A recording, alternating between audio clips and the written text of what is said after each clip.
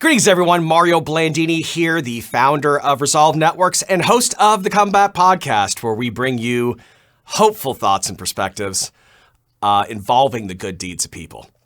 My mission is simple. It's to prove that good is more than charity, because when we're united by a common purpose and we're engaged by that, I believe it's everyday people who will play the decisive role in achieving a greater good, because we're stronger together.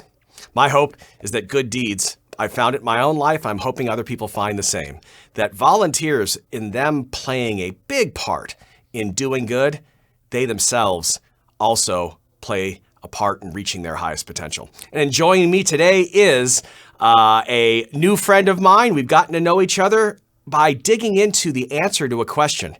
Why don't people want to volunteer to do things? Well, it turns out it's pretty complicated, not unlike anything in our humanities.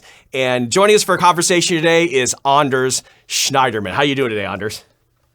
Hey, I'm good. How are you today? Fantastic. Now, I love sociology. As a marketer, I've come to do it. But what's funny is in your comeback story, you started as a sociologist and went into IT. I'm almost doing the opposite thing. I'm trying to get out of IT That's right. and get into sociology.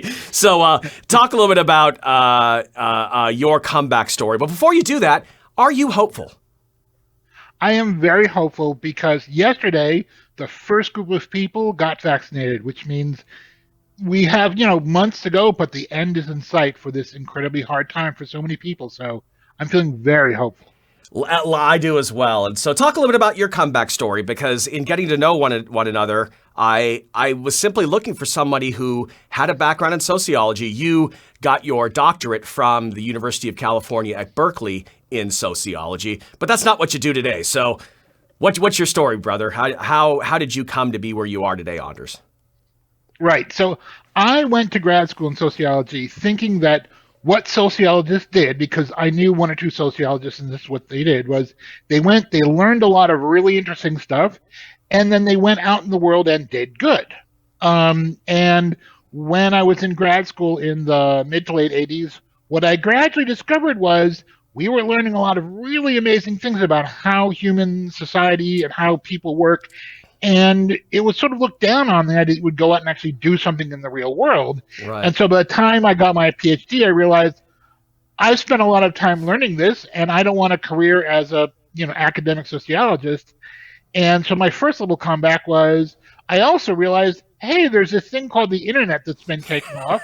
I've been paying my way by working as a developer, and I'm a pretty decent manager. And so I basically shifted into a career originally thinking, well, this will at least pay the bills. And what I discovered the more I worked as a manager and as a trainer is a lot of the skills you need in order to be really successful at that in tech come out of sociology. Mm-hmm. And so I've been doing that for quite a long time. But it never really felt like the two of them completely synced up. Like I'd use some of the skills, but not all of them. But then recently I've created sort of as a part-time project, I've created this nonprofit called Makers All, where I'm finally able to pull those two together and try to do something that will have a real impact in communities I care about, like the one I grew up in upstate New York.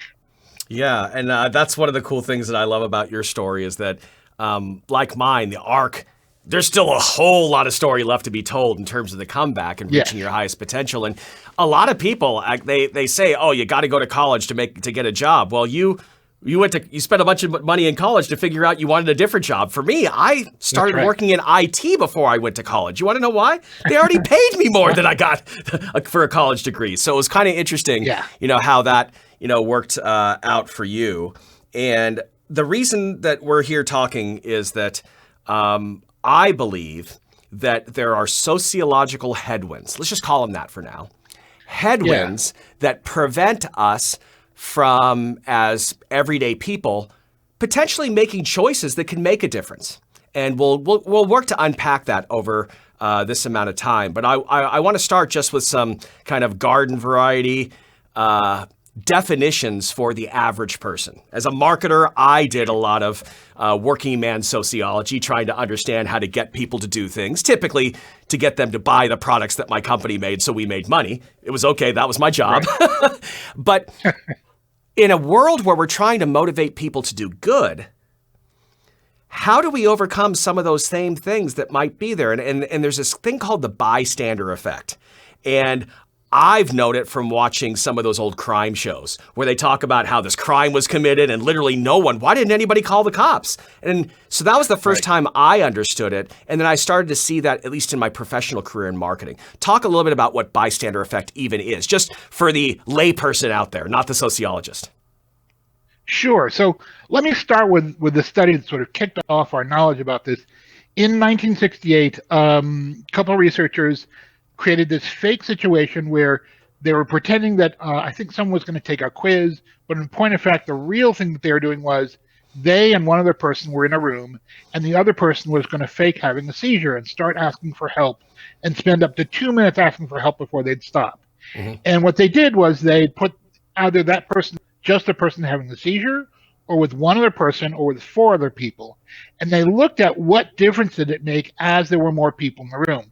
Mm-hmm. And what they found was astounding. And this has been replicated across cultures for decades now, which is the first, if it's just you and this one other person, there's about an 85% chance you're going to respond right away. Add one more person, it drops down to 60%. Add a couple more people, it drops down to 30%. 30%? And that's what's known as, yes, 30%. In fact, what was almost as scary was that was 30% of people responding right away. In the bigger group, about 60%, only 60% ever responded at all during the experiment. And so what we've learned is that, like a headwind, the more people you're around up to a certain level, the less likely you are to step in and help someone. The more likely you are to be a bystander. And this is part of a broader phenomenon known as the diffusion of responsibility, which is the bigger the group, the less people are likely to step up. Yeah, now you're not talking diffusion of responsibility, what Silicon Valley executives do all the time, right? By saying it's somebody else's fault. That's a different diffusion of responsibility. Actually. Okay, but the one you're talking about here is that if I'm a part of a group, and I want to use a real world use case. Right. I have an app where any human on the planet can pick up trash to earn money for one of 2 causes. It turns out people don't want to do it. And I was not expecting this because sociologically, I asked them questions. I'm a marketer, and I asked them, hey, if you had a chance to do something that was convenient, and we gave them all the different scenarios, when I verbally asked them, they said, yeah, of course I'd do it. What I didn't realize at the time is that I asked them a loaded question. They as a human couldn't say, you know what, no, I wouldn't do it because I had them on the spot. What else were they supposed to say, right?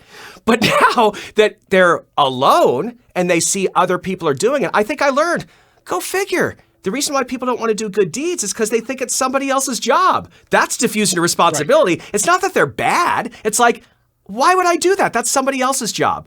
And talk a little bit more about that, because that's the thing about diffusion of responsibility. We all do it. It's a human thing. Right. It's just part of being human. That's right. And it's not about people being evil or even necessarily being lazy. Part of what we've learned from looking at, okay, so why do people actually do this? Is it can be, like, let's say it's not picking up trash. It's someone has just dropped in front of you and they're having a heart attack. Right. You might think, I'm not sure I remember how to do CPR anymore. Maybe I'll mess it up and I'll hurt them. Maybe someone will mistake me for attacking them. There are lots of reasons, some of which are rationalizations, but some of which are literally like, if you stick people into a situation that's scary, where they need to really step up quickly, it can be really difficult to do that. And the more other people are who could be someone who could step in, the more likely you are to say, well, maybe I'll wait for the other guy. Right. And so as a person who studied sociology, this is normal, right? You're not a bad human if these things affect you, because it's just being aware of them. And knowing is always half the battle as far as that stuff goes. What are some of the ways then that people can maybe overcome that? Because I've always thought maybe G.I. Joe, knowing is half the battle. Now that I know it, I cannot let it have power over me. And so what my thought is that if you understand both bystander effect and what drives it, this diffusion of responsibility, you don't have to think that way because we're allowed to think however we want. And I think not to use the word think too many times, thinking differently is often a way to find a better way of doing it. You probably find that in your work today in IT, is that, yeah, IT guys want to explain it one way, but no wonder no one buys it. It's because that you're explaining it the wrong way. Explain it the way people understand, right? So talk a little bit about what it would be for a person to overcome some of those things, because I don't think it's like addiction, which is really hard to get over. There's probably some chemicals involved. Right. This is really just your mind and you understanding that, yeah, hey, I feel cold because it's cold outside, or I feel cold because I don't have a sweater on. Here, I don't feel like doing it because it's natural to not feel like doing it. Right. Yeah, so there are two different strategies. One is as an individual. The other is as a group or part of an organization. So, for example, there was a study where they took all this research on diffusion and responsibility and said, why do nurses end up getting impacted about this? And then what can we do to help nurses not be sucked under, be pushed aside by the headwind of diffusion and responsibility? Mm-hmm. Part of it, like you said, was simply knowing that's an issue makes a big difference. Also, you can do things like practice some of the situations people are likely to run into, mm-hmm. If you're talking nurses, for instance, so that you have a chance to, because very often the problem isn't that you would never do it. It's that how many times in your life, for instance, Mario, have you seen someone drop from a heart attack? Would you guess? I've seen someone faint once. I've never witnessed a live heart attack. Right. So if one happens, even if you totally mean to do something about it, it would be very easy the first time not to, and then realize, I should have done something the next time I will. So by training people, and that's actually a lot of what the military does, right? Like part of the way you get people to do very terrifying things like run towards fire is by training them so that they're sort of a counterbalancing force. The other way to do it is through social forces. Like if you know that all the other nurses know that you should, that this is an issue and you should do something, you're more likely to then act because you don't want to look bad at them. Mm-hmm. Same thing with, why do people do so much good work through churches? One of the reasons is because churches try to create an environment that inspire you to do good, but also it's just because you don't want to look bad in front of the people around you, right? So if someone is doing something for the homeless and you don't, or maybe there's someone you admire, and if you don't do it, then you're going to feel like, So there are a variety of ways, both we as individuals and then we as part of groups or organizations can counteract that. Well, let's dive a little bit into the two groups that I happen to have chosen. My company doesn't intend to stop there, but we had to pick something to start with. And I chose two that I was passionate about: the environment and veterans. And I chose them because my thought was, you know what? You really can't get anybody to say that these are bad causes. They're both pretty good causes. Like if you live on this earth, then the environment's a good cause. And if you live on this earth and you're not a veteran, you could at least just say, hey, we shouldn't hate on them. I mean, let's leave them do what they do, that's a good cause as well. And so for you, when we first started talking about demystifying this concept that's existed since, for 50 plus years, what is it that you see? Which of those audiences resonates with you the most?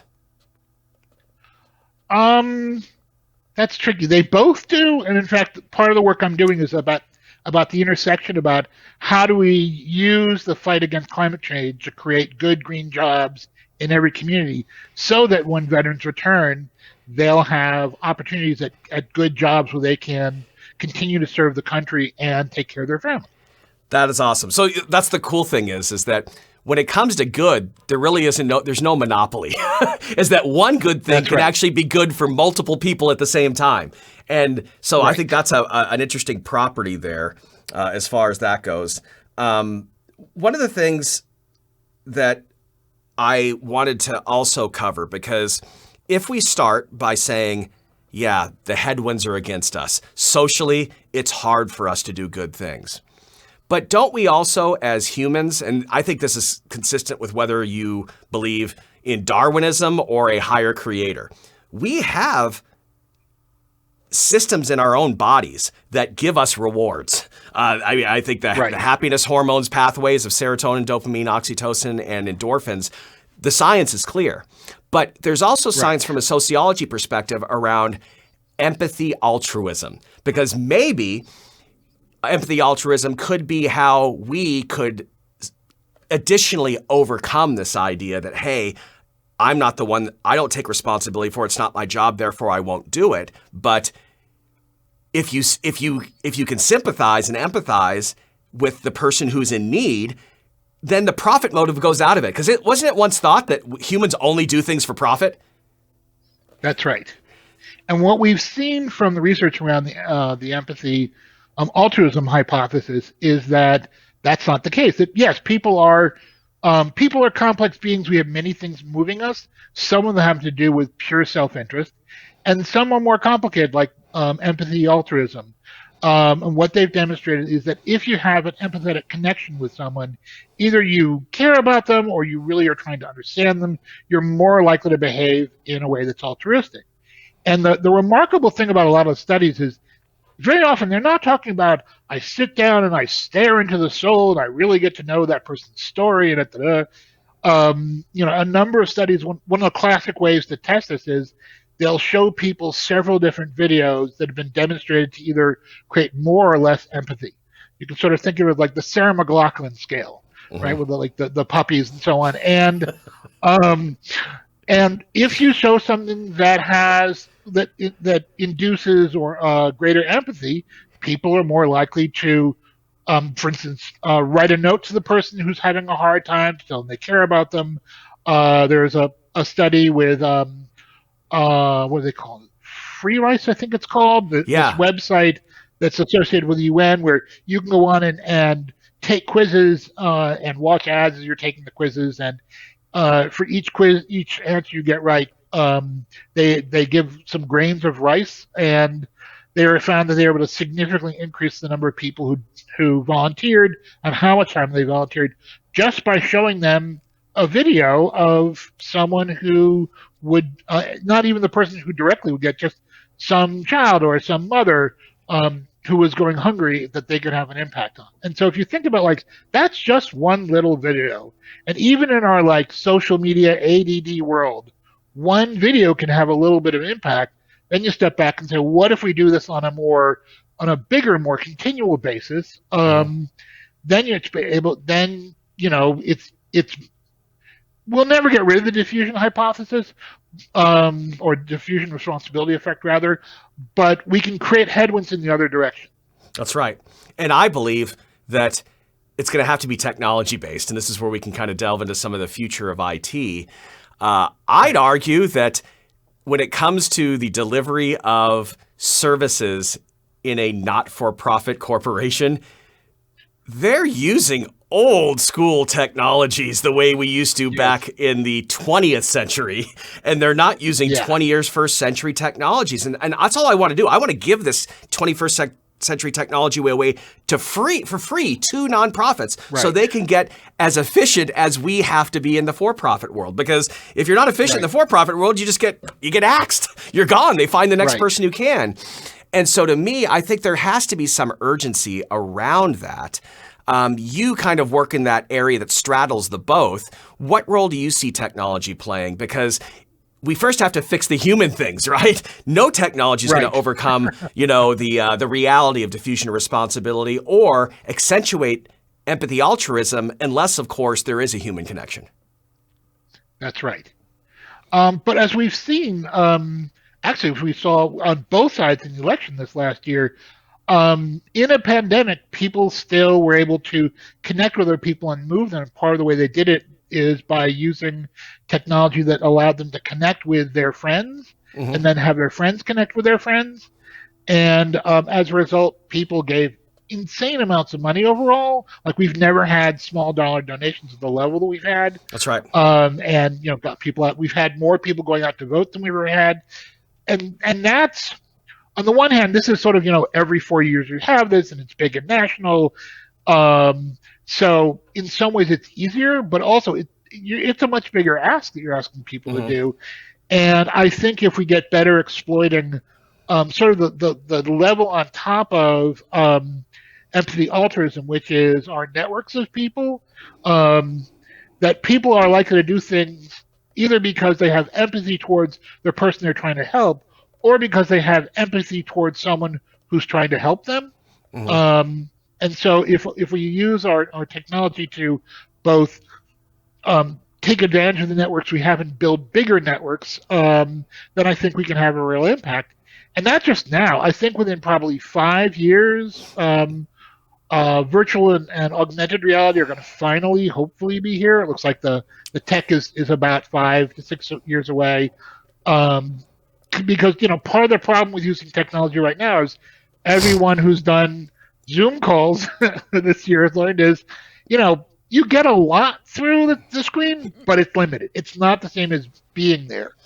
With something like augmented reality, it's much easier to actually feel like you're actually with people. Right. And therefore, it's easier to get a much stronger empathetic reaction. Not to mention, it's just physically easier on our bodies to be interacting with someone who's sitting in a chair as opposed to we're all hunched over your screen. Yeah. Yes.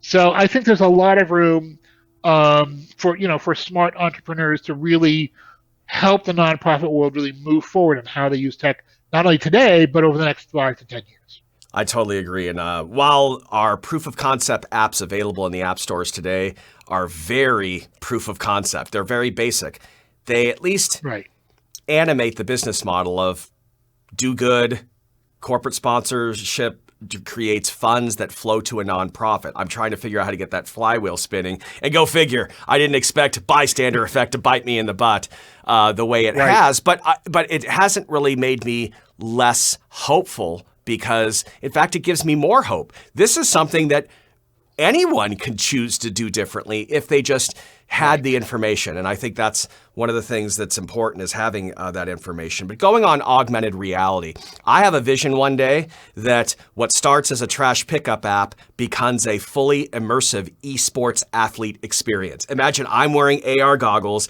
I've got fitness trackers. I've got all manner of tech, just absolutely just documenting the reality of what I am physically doing.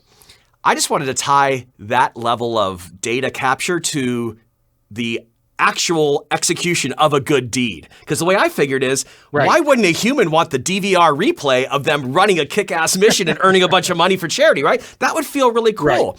Not only, it's not so I can look at it again, but what about everybody in my family? They want to see the cool things that I did. And I got this idea that if you had an obituary, would you rather have the DVR replay of all of the good deeds you've ever done, or would you just want a random sampling of your Facebook feed? Which one would look better in your obituary? Which one plays better at your memorial one day where your loved ones who are still alive look and recount your life, right? And so that's why I'm so hopeful that 2021 is a year that we might actually see people try to do things differently. Because I don't know if trying to do everything the same that we did this year is going to be in anyone's plans next year, right? No, I hope not. Yeah. So doing something different is important, and in my mind, it's figuring out for you personally what it's going to do. Because one of the cool things, and you probably know this, and what you're trying to do with your own philanthropic efforts and to help charities, is that when one charity gets $1, it doesn't mean the other charity lost it, because in a good, efficient system, one of the people who needed help in that same audience will have been helped by said dollars. Therefore, the dollars are meant to reduce the number of people that need help, not increase the number of helpers. You see what I'm saying? Isn't that a weird? And as it's somebody who has studied, the sociology. How does that fit then? Because you've got people who want to do the same thing someone else is doing, but they see them as a competitor, even though literally they're trying to accomplish the same good. Why do we have that kind of thinking, a competitive nature in philanthropy the way we do? I think part of it is that there are two things. One is for a lot of philanthropies, the amount of money that's available at any one time is small enough or fixed enough, really, that it's scary to take risks. I'd spent some time, I've gone back and forth between the for-profit and nonprofit world in my career. And one of the things that was really striking to me is when I was in the for-profit world working at a corporation, the open source initiatives started to take off, and our techies were all really into it. And then when I moved to a nonprofit, a big nonprofit, they're like, I don't know, that looks pretty scary. And what I realized was it seemed really backwards, like it's free and you're constrained on money. Is that in nonprofits, there's because if a corporation figures out a new way that makes them much more efficient, they can get more profits, and that can pay for it. Founders don't give you more money because you become more efficient. What I learned over time is that, and it actually goes back to the empathy-altruism hypothesis, is that the way to get around it is to use the social connections between people, both for good and bad. That if you get people in nonprofits seeing that other people who they respect and care about and trust are doing something, they're more likely to then say, all right, well, if they're doing open source, I can. The flip side of that is the keeping up with the Joneses. When open source really took off in the nonprofit world was when a couple of what are known as organic leaders, people who everyone else thinks, oh, they're the people I really want to be like. They started using it, and then everybody would be like, well, why aren't we using that open source thing? Because all the cool kids are. And so it goes back to your point of like creating headwinds that help push us in the right direction. And I think as you try to build out your network, figuring out both with individuals and also with networks of individuals like churches, veterans groups, etc., Kiwanis clubs, but also with nonprofits, figuring out how can you harness the fact that, we do have this rational part of our brain, and then we have, several million years of all the rest of it. And most of that ties back to the fact that we're social creatures. That's right. And so the more you can figure out how to plug into that, the more likely you are to like get over the hurdle of diffusion of responsibility and other obstacles to getting people to do the good that really they want. They want to do it. They want to do it. Yeah. And maybe it just hasn't been convenient enough. It's been too complicated. Yes. Maybe a lot of times it's not free. I mean, oftentimes the volunteers they ask for are the donors. So it's like, hey, come volunteer to do this. And by the way, can you give us a lot of money? It's like, dude, I came here because I wanted to help. I didn't come here because I wanted to give you money. And so it becomes this weird thing. And I just think that the good deeds of people exceed the total value you could possibly ever raise in a nonprofit, because charity requires people to have an abundance of cash.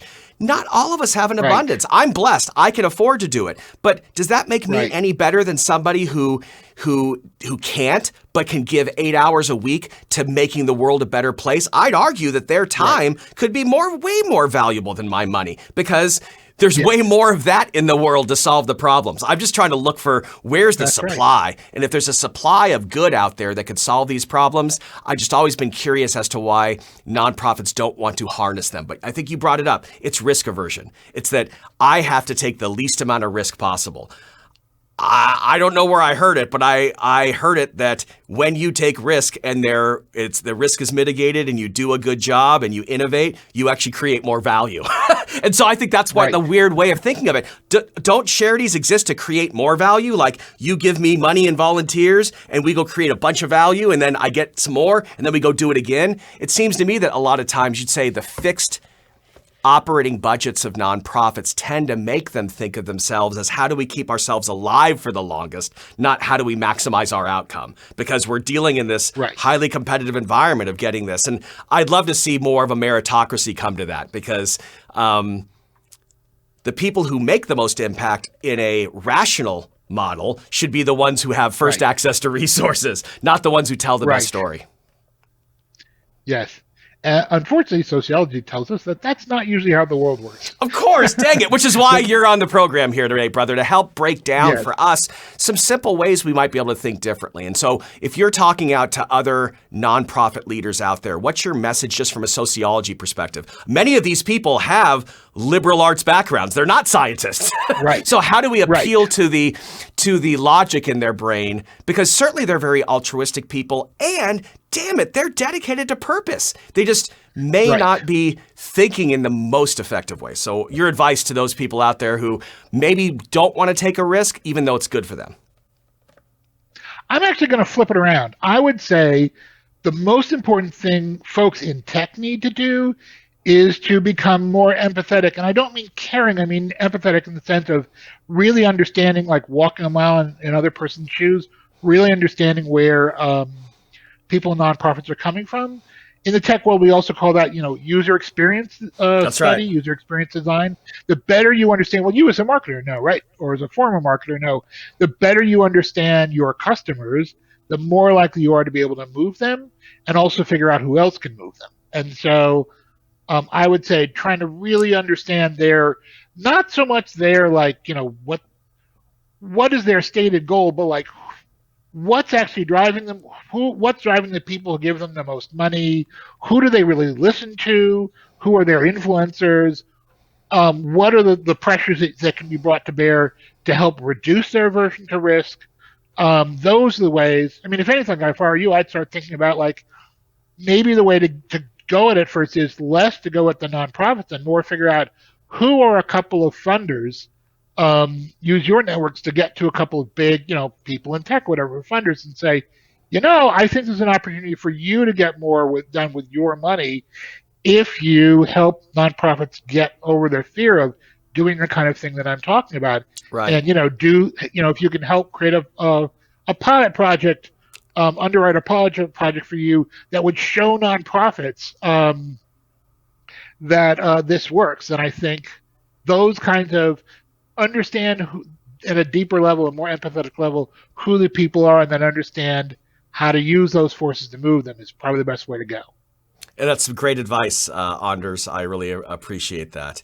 As we look up to wrap up our discussion, you live in our nation's capital. You, like you said, you grew up in upstate New York. You've got a lot of different things that you do. Where do you see nonprofits then in 5 years? Because you said that AR is going to be a big thing over the next 5 years. Is going to be 5 years after that to when nonprofits really start to look at that? Or could, let's just say, the federation and open access to technologies. Now with SaaS offerings, you could have a SaaS offering for $5 a month. Why wouldn't you use something like that, right? Which someone might say, oh no, we have sensitive data, we have to have our own servers, and we have to have our own IT guy, and we have to have all those sort of other things. Do you see cloud technology maybe making the same tools that the big boys in for-profit use, making those more accessible to the nonprofit audience? Oh yeah, and in fact, I think you're already seeing it in the areas around data. More and more, like the last large nonprofit I worked at, we built our own data warehouse from scratch, and I hope to never ever do that again.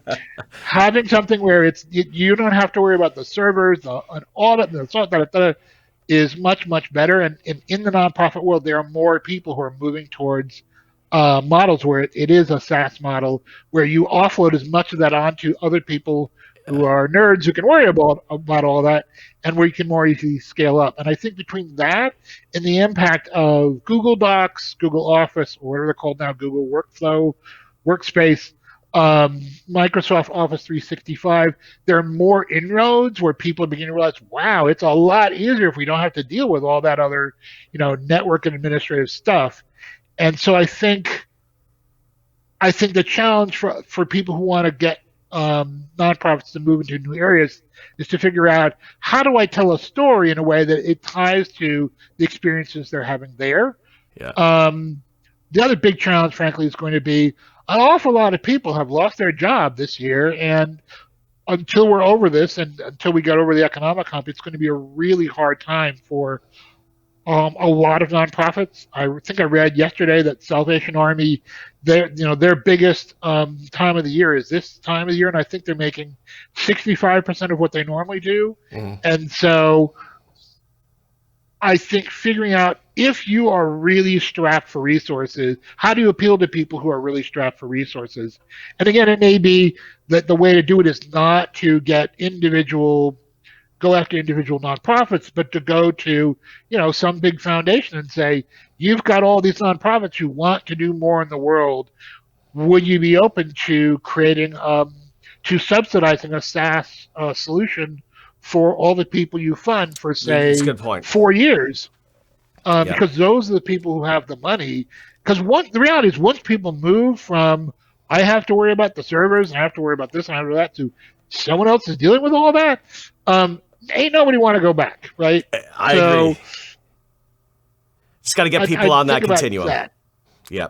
That's really cool. So with that, hey, thanks a lot, Anders. I appreciate you sharing some of this knowledge with us, because at the end of the day, we're all human. And I think that's one of the things that humans aren't really very agreeable with one another these days. At least if you use technology and you see how people are. But I got to believe that, this is a weird time for us, because human beings have existed for a long time.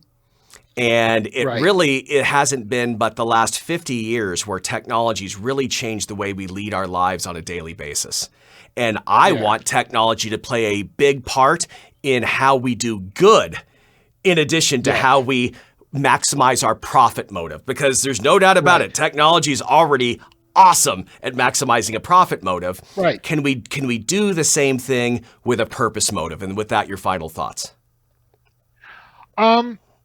Yeah, you just gave me an interesting idea. I think another way to think about what you're doing is you are creating the anti-Twitter or the anti-Facebook.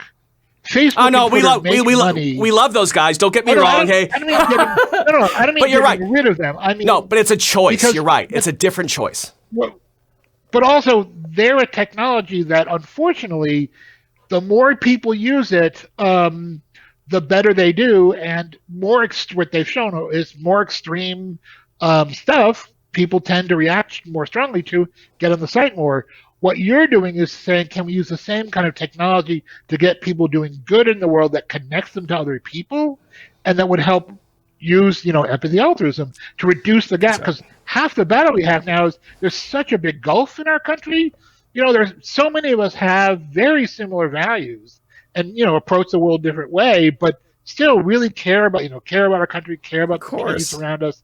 But we become divided, and then things like Facebook and Twitter help exacerbate those divisions. I think one of the most powerful things that something like the work you're doing can do is to help people do things together, where they're doing good together, across ideological lines, across community lines, and so on. And in doing so, help re-knit the empathy altruism that we need in order to rebuild our country back into being really one country under God, indivisible, as opposed to 2 or 5 or 10 countries where everyone is like, F you. That's right. Well, thank you very much, Anders. Because I couldn't do it alone. I couldn't explain the things that you know and you've studied and you've done in this world. But and I don't think lots of people are going to school for sociology these days. You're supposed to be a software developer, right? If you want to make some good money. But I do feel that we as people, we are people. And I think that in a simpler time before technology, helping other people was part of being human. You couldn't survive a day in the life of someone 200 years ago if you didn't do it every day. And now you can thrive with zero connection to other human beings. And I think there's an ebb and flow to that. And I'm hoping that with ideas that you help demystify for us and the new technologies giving us choice on how we want to spend our time, I'd much rather see in the documentary The Social Dilemma on Netflix, lots of money goes to these tech companies. Damn it. I come from those places. They should make as much money as possible. My thing is, it's not about them. It's the choices that humans make to stare at their screen, mix in a couple of good deeds, and see what happens. That's my hypothesis. And you're telling me I have good faith. Yeah, I have faith in that because there is a chance. Empathy-altruism might be the way to get there. That's right. Well, listen, brother, thank you so much for the work that you're doing, because it's so important that we figure out how to create more ways of making it easier to do good, and to help reknit our society. So thank you And for with what that, you're yeah. doing. Anders Schneiderman, you can check it out. Quick plug for your consulting company, because other people who want some killer sociology studies can come to you for that professional service. Quick plug. Sure, eNode Consulting Services, enodecs.com, either for sociology or for managing projects, tech projects, and other tech goodness. All right. And thanks a lot, Anders, for bringing a lot of goodness to today's program. I'm excited about this episode because as a part of my comeback story, we're 2 rounds of episodes in, and we're learning that doing good, if it was easy, it already been done. So we really are trying to build and inspire people, not with guilt, not with sob stories, but with stories of hope and thoughts and perspectives that good deeds just might be the answer.